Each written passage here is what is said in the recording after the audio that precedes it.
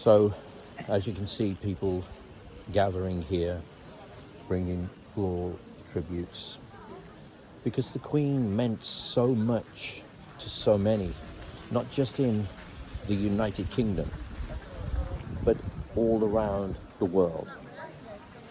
And to all my friends in the Philippines that are watching this, I thank you. And I thank all of the subscribers. You're 14,400. Hey, if you've not subscribed already, please press the subscribe button, press the bell, and make a comment. So during the next few days, the Queen will be laid in state, and then the funeral will be in about 10 days. So we'll cover the atmosphere of the people in London later on this week. But right now, it's, as you can see, this is where the Queen spent so many Christmases and so much of her time. She would get the train from London into King's Lynn, and then she would be picked up by the royal car and come here.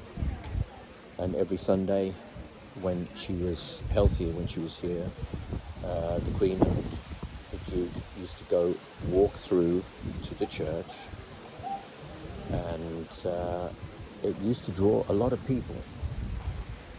People would come to see the Queen. And now, of course, Prince William and Kate, they've spent a lot of time here. And of course, King Charles III. King Charles III, who, as you can see, the floral, it's very sad, it's very somber. And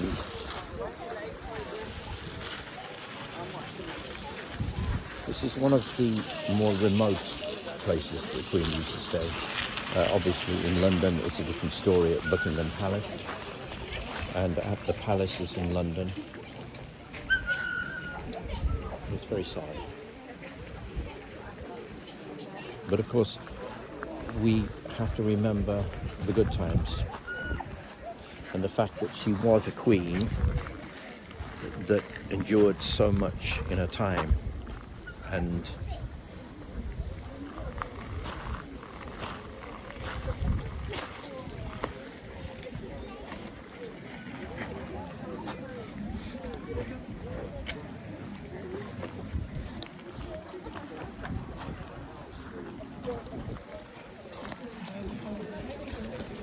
so the gates of Sandringham,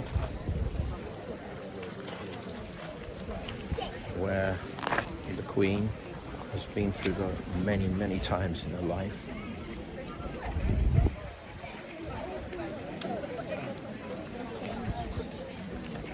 And of course this is very fresh in the minds of everyone, because we have a new Prime Minister, and she had an audience with those, the new Prime Minister and Boris, the old Prime Minister. So Liz Truss is now the Prime Minister of the United Kingdom. And of course, the King is King Charles III.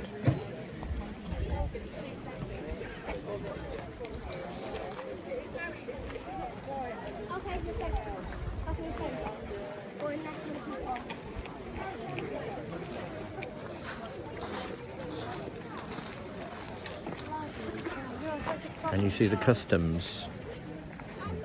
This man is standing there as it's the things that this is a beautiful part of the world, by the way. You can understand why the Queen loved it so much here.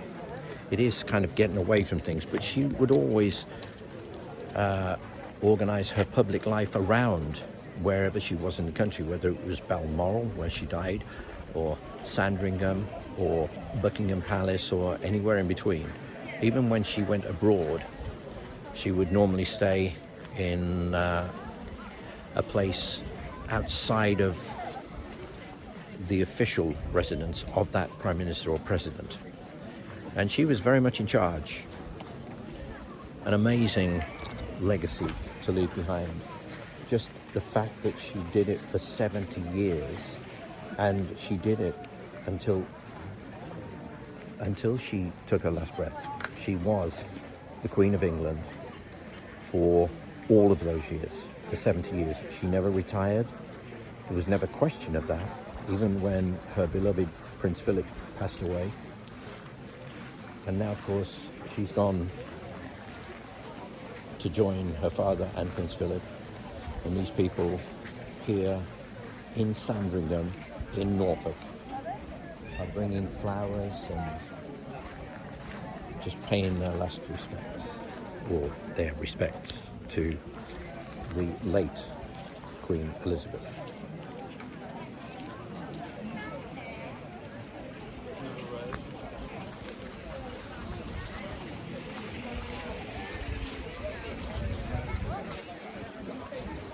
So if you are subscribed, thank you.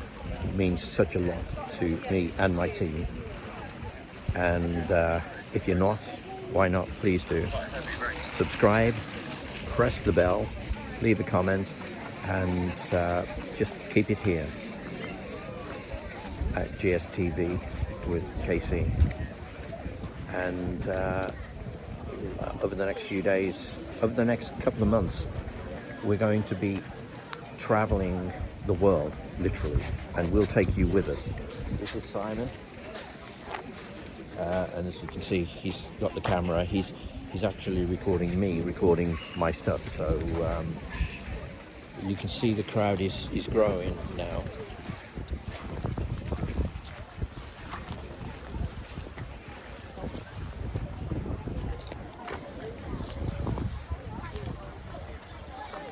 It's very sad. I mean, she was 96.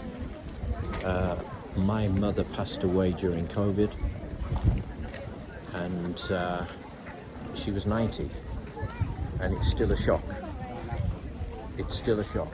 And I think the reason this is a shock is because she was actively taking care of business right up until the end. You know, she saw out Boris Johnson, and she saw our new Prime Minister, Liz Truss, in to their jobs.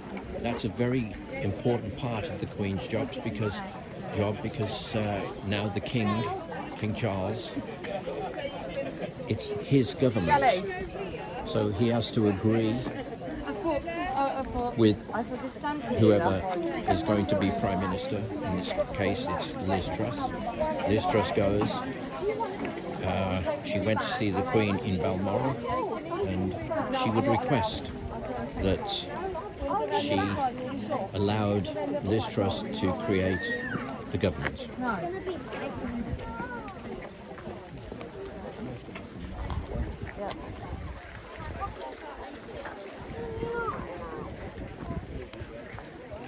Once again, thank you so much for viewing this, and thank you for subscribing. But if you haven't already subscribed, or share this video with people, because as I say, we're going to be traveling the UK in the next few days, and then we're going to be flying off to distant lands before I return to Southeast Asia and continue travel vlogs there.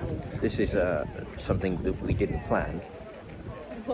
I arrived back in the UK on the 7th. I woke up on the 8th to hear the news that, and in the middle of the night as well, because my body clock is still set in Asia, to hear the sad news that the Queen had passed away.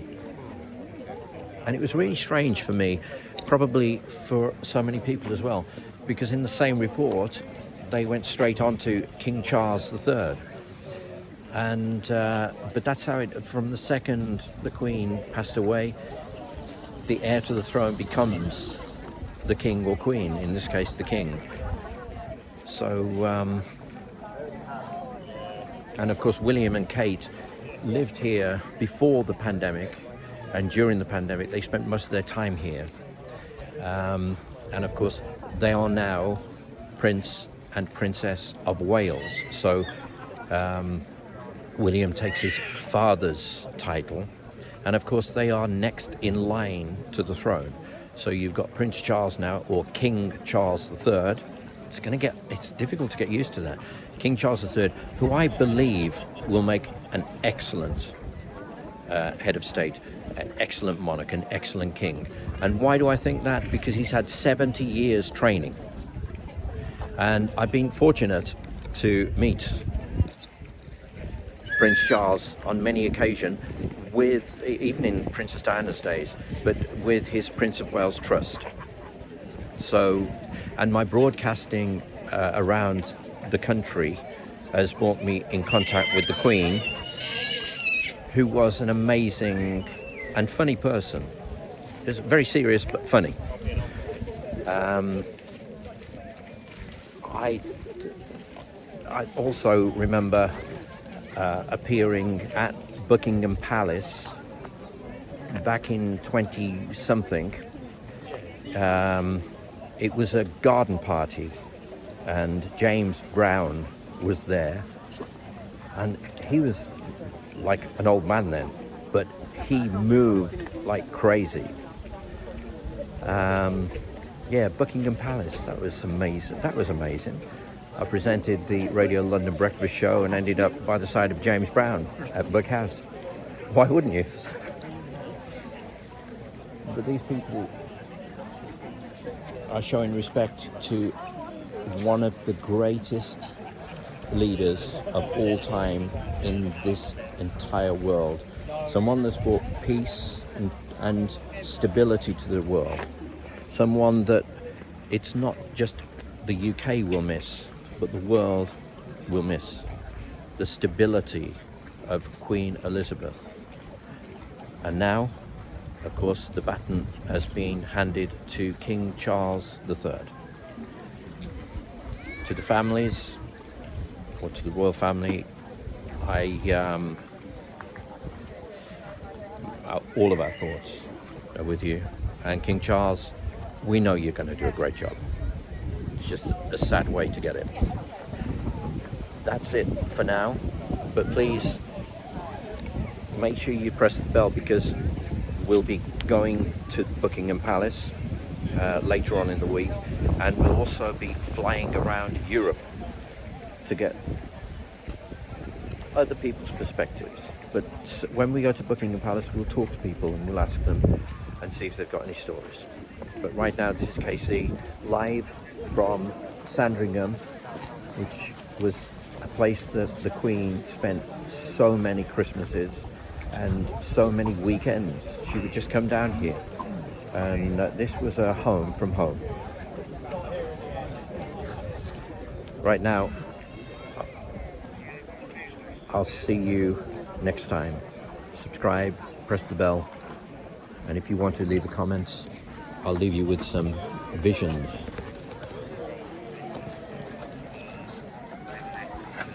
of what's happening here. As you can see, people coming and going, leaving floral tributes.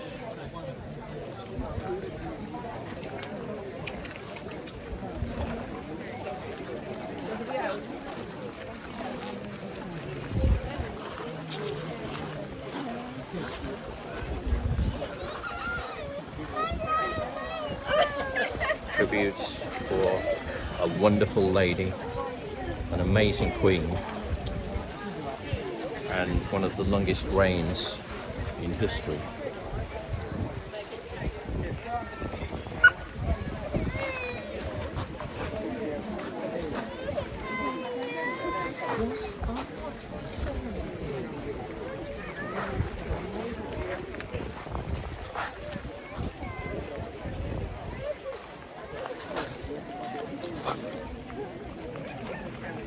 And most of these tributes have got messages on,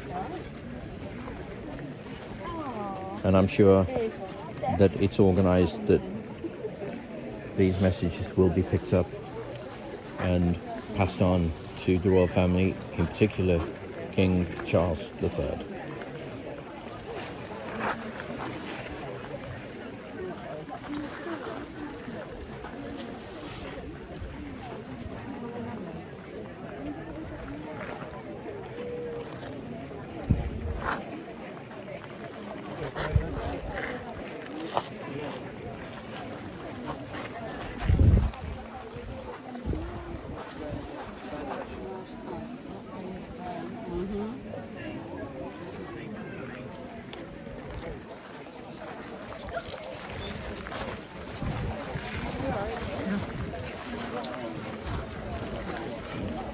That's it for now.